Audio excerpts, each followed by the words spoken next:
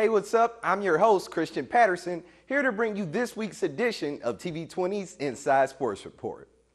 As part of the Cleveland Browns' dedication to education, youth, and high school football, Dee and Jimmy Haslam's fifth field that they promised the school district is now ready for action. Now I want to congratulate the school district, Eric Gordon and John Marshall, for this gift that they're receiving. And I want to thank the Haslam for the gift that they gave. The Browns renovated Rhodes Stadium, Bump Taylor Stadium, and Roy Kidd Stadium last year, and finished with John Adams Stadium and John Marshall Stadium this year. Being a great member of our greater Cleveland and Northeast Ohio community is tremendously important to us, and one of the reasons we wanted to take time out today to come spend afternoon to dedicate this field. This field at John Marshall came at the perfect time. The school was just rebuilt and opened 2 years ago, and this new field makes everything feel complete. And this morning at about 10 after 8, I was driving by and I stopped, and the grass was glistening because it had a little bit of dew on it, and the brand new field or the brand new building is behind it, and it was very emotional. This is something that the neighborhood, the community, and the kids have been waiting for a very long time. Today's a great step for us. We've been waiting for 7 years for a new stadium. The field is done. The kids are on it. Life is good. We're bringing pride back to John Marshall for many, many, many years. John Marshall was the place to be. We're bringing it back and making alumni proud, and this is going to be, we're back to where we need to be. We're getting there. With so many alumni and current student athletes in attendance, you could just feel the excitement from the John Marshall community about this new field. And now that we got the new school, this new field, I just feel so truly honored just to step foot and just make a new tradition now. 1, 2, 3, slide. The Cleveland Browns and the Greater Cleveland Food Bank partnered up for the 19th annual Taste of the Browns, where sports and food collide for a wonderful evening of giving. The Taste of the Browns is a very unique event that celebrates Cleveland's passion for football, fine culinary cuisine, and the wonderful attendees that donate to help the community. This is an absolutely incredible event. We look forward to it every year. It's one of our largest fundraising events of the season. It's going to raise about $240,000 tonight, we think, and every dollar helps us provide enough food for 4 nutritious meals. The way the Cleveland Food Bank stretches the dollar and gives it back immediately to the community in Northeast Ohio, I think it's one of the great foundations and one of the great charities in our city. Browns offensive lineman Joe Thomas has been a chairman for the Taste of the Browns since being drafted in 2007. And this year, one of the best kick and punt returners in Cleveland history, Josh Cribbs, is now a chairperson for this event. And he couldn't be more pleased to give back to the community he loves. Well, it lets me know that I did enough on the field to represent this city and what the city means for each other. When there's necessities, families that need feeding, we want to give back to our community, and this is a good example of doing that. And I feel honored to be able to represent the city when giving back. The evening consisted of guests mingling with Browns players, partying to live music, bidding on amazing items from the silent auction, and tasting a variety of different foods prepared by local chefs. Not only is it a food bank partnership, myself and Aramark and the Browns, it's an opportunity. Every Browns player from 1 to 53 love to eat.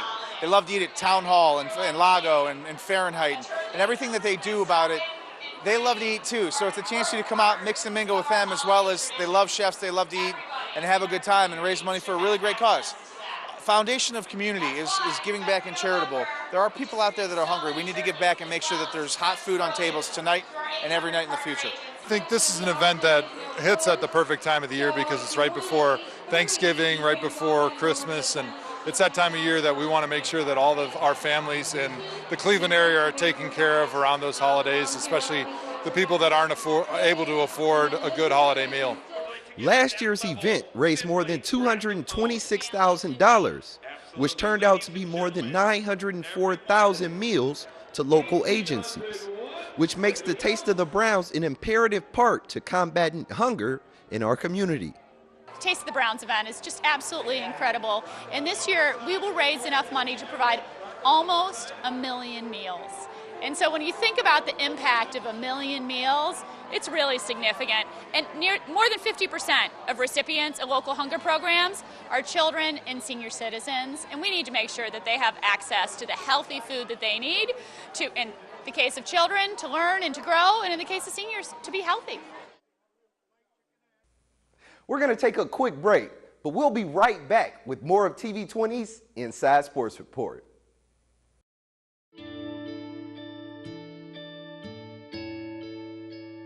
Calls me googly eyes. You know you're beautiful, right? You know that? Even you're beautiful. I got bullied for wearing glasses. Share if you're against bullying. We put it out there, just took off. 3 million people have shared this post.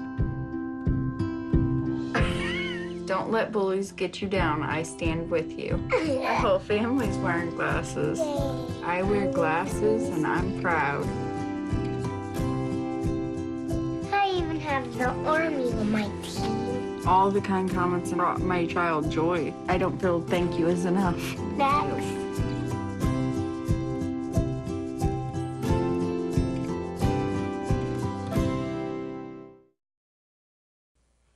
Welcome back to TV20's Inside Sports Report. I'm your host, Christian Patterson.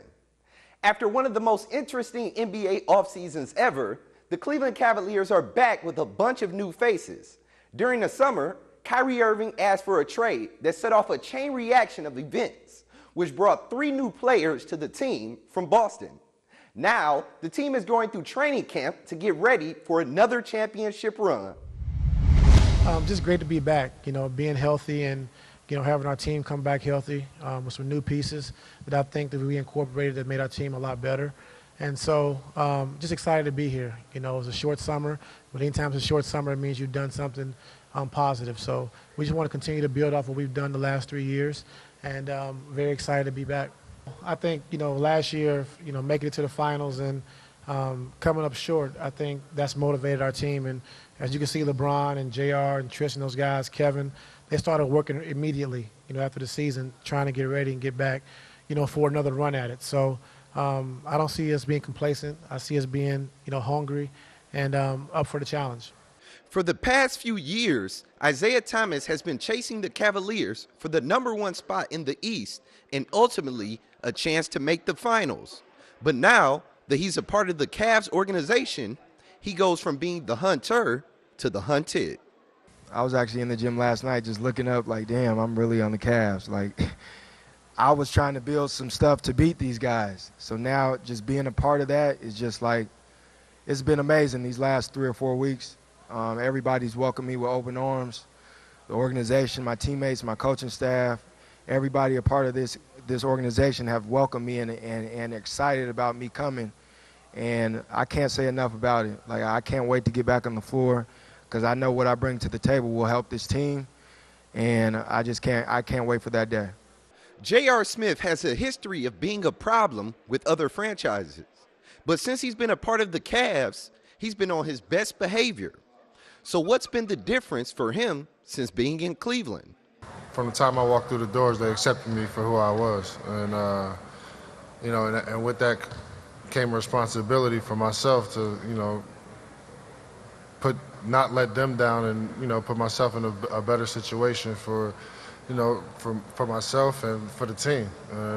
The first thing I thought of when I got here was this team could win a championship. The second thing I thought was this team can't win a championship, me doing the things I was doing. So when I put that into perspective, my mind and my body just took over. And being around the championship guys, being around James Jones, Mike Miller, Brian, obviously, K-Love, Kai, Shump came with me.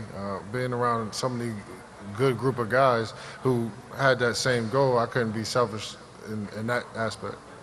With the Cavs being so deep this year with wing players, JR was also asked about having a smaller role off the bench, and he seems perfectly fine with it.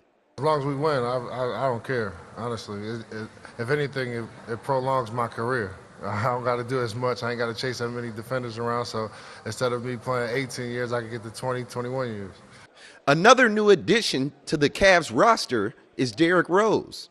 Rose was once the MVP player who battled against LeBron and the Cavs for the top spot in the East. He could have signed with other teams for more money, but he chose the Cavs for the veteran minimum. It was solely basketball. Like money, I'm not worried about money. I think I saved enough. My son is fine. My family is fine. It was solely about basketball and having the opportunity that I go out there and showcase my skills and playing on this stage. We're playing on TV 40-some games this year, and like my question is, why not? Why not come here? Of course, people bring up the LeBron thing. You've been competing against LeBron for so many years, but you got to understand I'm in a different stage of my career and life, period. Like all that's in the past. I let that go with my injuries. Like all that's in the past. This is a new start. This is a new me, and hopefully people get that. LeBron also spoke on his new teammates and how glad he is to have them help this team achieve great things. First of all, I love Isaiah, and first of all, you guys know what he did for that franchise in Boston. He captivated the fans, captivated the city. You know, I watched a lot of the Boston games, and listen to Tommy Heisman and keep calling him the little guy. The little guy. And it's seeing what he had to go through last year in the playoffs with the. Obviously, I don't want to bring that up because I know he's trying to move forward, so I don't even want to bring that up. But we all know what I'm talking about, and for him to go out and still play the way he played, and I think it's just unfortunate that there had to be a change of scenery for him. I think he, he's a guy who was picked last in the draft. You call that Mr. Irrelevant, and who's made himself an NBA All-Star and a big-time player, and felt like he finally had found a home, and just goes to show you how it's just all about business. It's all about business. You guys see my tweets on that issue too, so you go back if you want to bring that up. But move on to Jay. Has a lot of battles with Jay over the last few years, and I love the acquisition of having Jay around. His toughness, his ability to guard 2s, 3s, and 4s, some 5s in our league. Not afraid to even guard some 1s. His ability to shoot the 3 gives us a lot more space, but his ability to cut too and move without the ball is something that a lot of people don't talk about. Jose, a steady point guard who's always been in the 40s in three-point percentage and also led the league in free throws at one point when he was in Toronto, I believe. Going into my Rolodex here now. So I'm great to have him. I'm excited more than anybody about Derrick and D. Rose. The kid has a lot to prove. From competing against him from so many years, especially in Miami when he was with Chicago, knowing the competitor that he has or he's been over the years. Been a fan of him for a long time, and I never thought in my wildest dreams that I'd be a teammate of his. I think he had a hell of a season last year, and people don't really see it because of the chaos that was going on in New York. Played 64 games, averaged 18 points, and 4-4. Played 64 games. And I'm excited to have him here because I want people to know that D. Rose can still play the game at a high level. Jeff Green, I'm happy to have him. Another wing that can play multiple positions, can guard multiple positions, very athletic, and another guy that has a chip on his shoulder. All the guys that we picked, and Kobe did a great job of going to get them, they all got chips on their shoulders, and they all either want to not only prove people wrong, but prove themselves right more than anything, that they belong here and they can play at a high level. And finally, the question that everyone was waiting for. When LeBron returned to Cleveland in 2014, he said he intended to finish his career here. But the rumor is LeBron is leaving for LA after this season, so everyone wanted to know, did his thought process change about retiring a Cavalier? It hasn't changed, and that's why I sit up here today, still in this uniform, still ready to lead this franchise to a championship, put us in a position where we can be successful. Obviously you guys know with me, and anytime I'm able to, either be a free agent or my contract is ending, then I'll approach that, when the summer comes. I won't ever, cheat my teammates or cheat the fans or in a situation where I'm worried or talking about free agency all year long, because I'm not going to give energy to something that I can handle in the summertime when I should be focused on what I need to do on a day-to-day basis to help this franchise compete for a championship, because that's what the front office wants. And, I think that's what, Kobe will want and the front office will want. I think that's what Dan will want. If that wasn't the case, they wouldn't have made the deal that they made to bring in this group of talent and made the, deals to get D. Rose here and Jeff Green here and Jose Calderon and guys like that have championship-level talent. So it's my obligation to, to go about it that way. And when the summer comes, I will approach that.